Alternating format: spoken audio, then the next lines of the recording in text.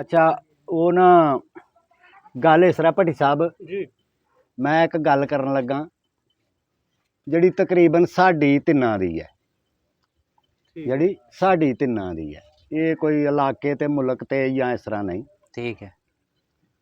ਉਹ ਇੱਕ ਮੌਲਵੀ ਸੀ ਹਾਂਜੀ ਤੇ ਪਿੰਡ ਮਾੜਾ ਸੀ। ਉਹ ਕੋਈ ਨਾ ਉਹਨੂੰ ਪੈਸੇ ਪੂਸੇ ਇੰਨੇ ਜ਼ਿਆਦਾ ਨਹੀਂ ਸਨ ਹੁੰਦੇ ਮਾਮਨ ਦੇ ਘਰ ਬੱਚੇ ਹਨ 5-4 ਤੇ ਉਹ ਮੈਂ ਗੁਰਬਤੀ ਨਾ ਜਾਨ ਛੱਡੇ। ਹੂੰ ਉਹਦੇ ਨਾਲ ਦੀ ਨੇ ਰੋਜ਼ ਲੜਨਾ, ਮੈਂ ਮਰ ਜਾਏ ਕਿਤੇ ਜਾ ਬਾਹਰ, ਕਿਤੇ ਮਜ਼ਦੂਰੀ ਕਰ, ਕਿਤੇ ਕੋਈ ਵਾਧਾ ਘਾਟਾ ਕਰ, ਕਿਤੇ ਕੋਈ ਲਿਆ ਬੱਚਿਆਂ ਨੂੰ ਪਾਲੀਏ। ਹੂੰ ਉਹ ਇੱਕ ਦਿਨ ਅੱਕ ਕੇ ਨਾ ਤੇ ਉਹਨੂੰ ਰਾਤ ਨੂੰ ਹੀ ਗੱਲ ਸੁਣਾਈ ਪਈ ਸਵੇਰੇ ਨਮਾਜ਼ ਵੇਲੇ ਮੈਂ ਨਿਕਲਣਾ ਕਿ ਮੈਨੂੰ ਕੋਈ ਜਾਂਦਿਆਂ ਵੇਖੇ ਨਾ ਤੇ ਕੋਈ ਰੋਟੀਆਂ ਚਾਰ ਕੋਈ ਪਰੌਂਠੇ ਪਕਾਹੜੀ।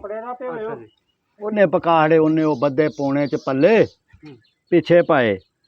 ਉਹ ਸਮਝ ਲਓ ਭਈ ਤੁਰ ਪਿਆ ਘਰੋਂ ਤੇ ਸਮਝੋ ਵੀ ਮੌਲਵੀ ਮੈਂ ਮੈਨੂੰ ਹੀ ਲਾ ਲਓ। ਠੀਕ ਹੈ ਜੀ ਮੈਂ ਹੁਣ ਘਰੋਂ ਤੁਰ ਪਿਆ ਯਾਣਿਆਂ ਦਾ ਤਪਿਆ। ਅੱਗੇ ਉਹ ਥੋੜਾ ਜਿਹਾ ਗਾਂਹ ਨਿਕਲਿਆ ਨਾ ਤੇ ਅੱਗੇ ਜਨਾਬ ਭੱਟੀ ਸਾਹਿਬ ਮਿਲ ਪਏ। ਸਹੀ ਹੈ।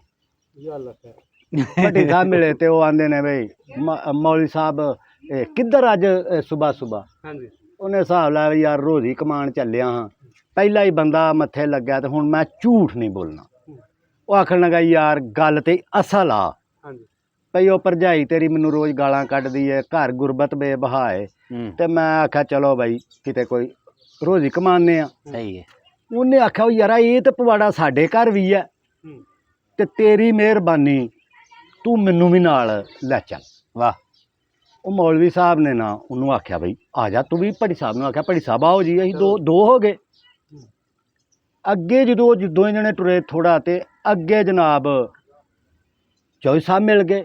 ਅੱਛਾ ਪਰ ਉਹ ਹੈ ਖੱਤਰੀ ਹਨ। ਅੱਛਾ ਠੀਕ ਹੈ। ਉਹਨੇ ਆਖਿਆ ਬਈ ਰਾਮ ਰਾਮ ਜੀ ਕਿੱਧਰ ਜੀ ਮੌਲਵੀ ਸਾਹਿਬ।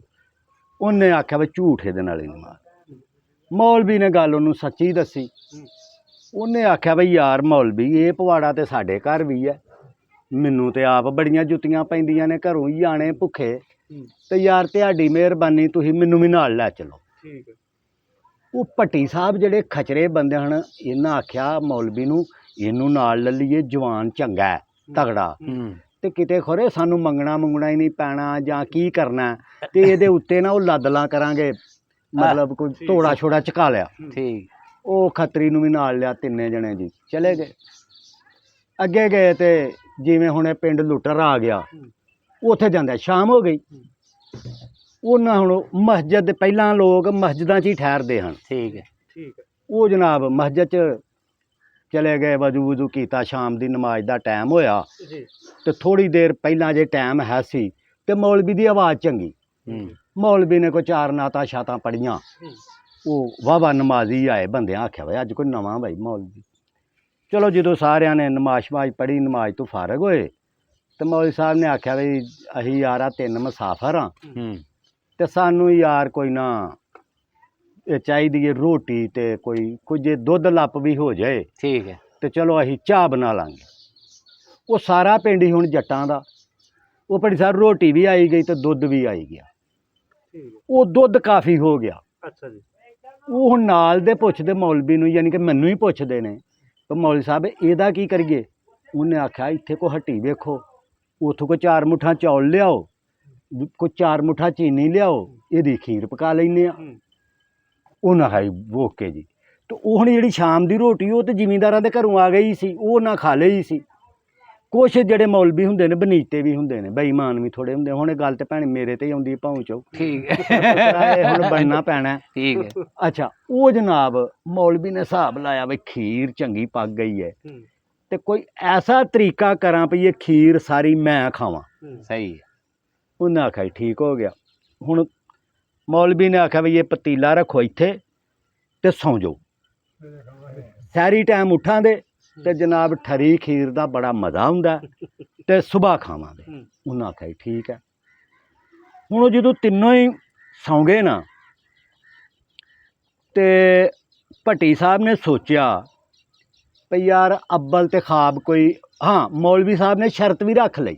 ਅੱਛਾ ਭਈ ਸੁਬਾਹ ਖੀਰ ਉਹ ਬੰਦਾ ਖਾਏਗਾ ਜਿਹੜਾ ਸਭ ਤੋਂ ਚੰਗੀ ਖਾਬ ਸੁਣਾਏਗਾ। ਵਾਹ। ਠੀਕ ਹੈ ਉਹ ਭੱਟੀ ਸਾਹਿਬ ਨੇ ਸੋਚਿਆ ਵੀ ਅੱਬਲ ਤੇ ਖਾਬ ਕਦੀ ਆਈ ਹੀ ਨਹੀਂ, ਤੇ ਜੇ ਆ ਵੀ ਜਾਏ ਤਾਂ ਸਾਨੂੰ ਤਾਂ ਦਿਨ ਚੜ੍ਹਦਿਆਂ ਨੂੰ ਯਾਦ ਹੀ ਨਹੀਂ ਰਹਿੰਦੀ, ਭੁੱਲ ਜਾਂਦੀ ਹੈ। ਹਾਂਜੀ ਭੁੱਲ ਜਾਂਦੀ ਏ। ਤੇ ਇਹ ਮੌਲਵੀ ਵੀ ਪੜ੍ਹਿਆ ਲਿਖਿਆ ਬੰਦਾ ਹੈ, ਤੇ ਆ ਜੱਟ ਵੀ ਨਾਲ ਬਈ ਮਤਲਬ ਠੀਕ ਹੈ, ਇਹਨੇ ਵੀ ਖੱਤਰੀ ਜੱਟ, ਇਹਨੇ ਵੀ ਠੀਕ ਸਵਾਲ ਦੇ ਲੈਣਾ ਜਵਾਬ। ਤੇ ਮੈਂ ਕੀ ਕਰਾਂਗਾ, ਮੈਨੂੰ ਤਾਂ ਖਾਬ ਯਾਦ ਹੀ ਨਹੀਂ ਰਹਿਣੀ। ਜਦੋਂ ਹੋਈ ਨਾ ਅੱਧੀ ਕੁ ਰਾਤ, ਤੇ ਉਹ ਉੱਠਿਆ, ਉਹਨੇ ਇੱਧਰ ਹੀ ਵੇਖਿਆ, ਇੱਧਰ ਹੀ ਉਹ ਦੋਵੇਂ ਜਣੇ ਸੁੱਤੇ। ਉਹਨੇ ਚੁੱਪ ਕਰਕੇ ਪਤੀਲਾ ਚੁੱਕਿਆ, ਅੱਗੇ ਰੱਖਿਆ ਤੇ ਖਾਣ ਡਿਆ ਪਿਆ। ਜਦੋਂ ਉਹ ਅੱਧੀ ਬਹੁਤੀ ਖਾ ਲਈ ਉਹਨੇ, ਤਾਂ ਉਹਦਾ ਰੱਜ ਵੱਜਿਆ, ਉਹ ਬਾਹਰ ਨਿਕਲਿਆ, ਮਸਜਿਦ ਦੇ ਸੇਣ 'ਚ ਫੇਰਾ ਸ਼ੇਰਾ ਮਾਰਿਆ, ਜਰਾ ਵਿਸਮ ਕੇ ਉਹਨੇ ਉਹ ਬਾਕੀ ਵੀ ਖਾ ਕੇ ਤੇ ਫਿਰ ਉਹਨਾਂ ਦੇ ਵਿਚਕਾਰ ਲੰਮਾ ਪੈ ਰਿਹਾ। ਉਹ ਮੌਲਵੀ ਹੁਣ ਸਾਰਿਆਂ ਤੋਂ ਪਹਿਲਾਂ ਉੱਠੋ ਓਏ ਉੱਠੋ, ਦਵਾ ਦਵਾ ਨਮਾਜ਼ੀਆਂ ਦਾ ਟਾਈਮ ਹੋ ਗਿਆ ਓਏ ਆਉਣ ਦਾ, ਤੇ ਉਹ ਖੀਰ ਵੀ ਖਾਣੀ ਹੈ, ਖਾਬ ਵੀ ਸੁਣਾਣੇ ਨੇ। ਚਲੋ ਜੀ, ਉਹ ਮੂੰਹ ਹੱਥ ਧੋ ਕੇ ਬਹਿ ਗਏ। ਉਹਨਾਂ ਆਖਿਆ ਮੌਲਵੀ ਸਾਹਿਬ ਤੁਸੀਂ ਸੁਣਾਓ ਆਪਣਾ ਖਾਬ। ਮੌਲਵੀ ਸਾਹਿਬ ਨੇ ਆਖਿਆ ਕਿਆ ਕਰਨੇ ਜੀ ਅੱਲਾ ਦੇ। ਇਹ ਮੌਲਵੀ ਬੜੇ ਚੰਗੇ ਹੁੰਦੇ ਨੇ, ਮਸੀਤੇ ਵੀ ਝੂਠ ਬੋਲੀ ਜਾਂਦਾ ਜੀ, ਹਾਲਾ ਖਾਬ ਨਹੀਂ ਉਹਨੂੰ ਆਈ ਕੋਈ। ਆਂਦਾ ਜੀ ਕਿਆ ਕਰਨੇ ਅੱਲਾ ਦੇ, ਅੱਧੀ ਰਾਤ ਦਾ ਟਾਈਮ ਜੀ, ਖਾਬ ਆਈ ਹੈ ਜੀ, ਖਾਨੇ ਕਾਬੇ ਗਏ ਆ ਜੀ, ਵਾਹ, ਉੱਥੇ ਜੀ ਹੱਜ ਕੀਤੇ, ਤਵਾਫ ਕੀਤੇ, ਬੱਲੇ ਬੱਲੇ ਜੀ ਕਿਆ ਮਜ਼ੇ ਆਏ ਜੀ। ਹੁਣ ਭੱਟੀ ਸਾਹਿਬ ਸੋਚਣ ਡੇ ਨੇ ਵੀ ਇਹ ਗਿਆ ਕਿਤੇ ਨਹੀਂ, ਇਹ ਖੀਰ ਮਾਰਿਆ ਝੂਠ ਮਾਰਨ ਦੇ ਆ। ਠੀਕ ਹੈ। ਅੱਛਾ ਚਲੋ ਜੀ, ਉਹ ਵਾਰੀ ਆ ਗਈ ਜੀ ਖੱਤਰੀ ਸਾਹਿਬ ਦੀ। ਠੀਕ ਹੈ। ਖੱਤਰੀ ਸਾਹਿਬ ਤੁਸੀਂ ਸੁਣਾਓ। ਉਹਨੇ ਆਖਿਆ ਵਾਹ ਵਾਹ ਵਾਹ ਜੀ, ਕਰਨੇ ਭਗਵਾਨ ਦੇ ਜੀ। ਅੱਧੀ ਰਾਤ ਜੀ ਗੰਗਾ ਗਏ ਜੀ, ਜਮਨਾ ਗਏ ਜੀ, ਉੱਥੇ ਇਸ਼ਨਾਨ ਕੀਤੇ ਜੀ, ਬੱਲੇ ਬੱਲੇ ਜੀ ਕਿਆ ਮਜ਼ੇ ਆਏ ਜੀ। ਉਹਨੇ ਆਖਿਆ ਖੀਰ ਮਾਰਿਆ ਮਾਰੇ ਵੀ ਝੂਠ ਗਿਆ ਵੀ ਕਿਤੇ। ਉਹਨੂੰ ਆਂਦੇ ਹਾਂ ਭਾਈ ਭੱਟੀ ਸਾਹਿਬ ਤੁਸੀਂ ਸੁਣਾਓ। ਉਹਨੇ ਆਖਿਆ ਸੁਣਾਵਾਂ ਮੈਂ ਕੀ।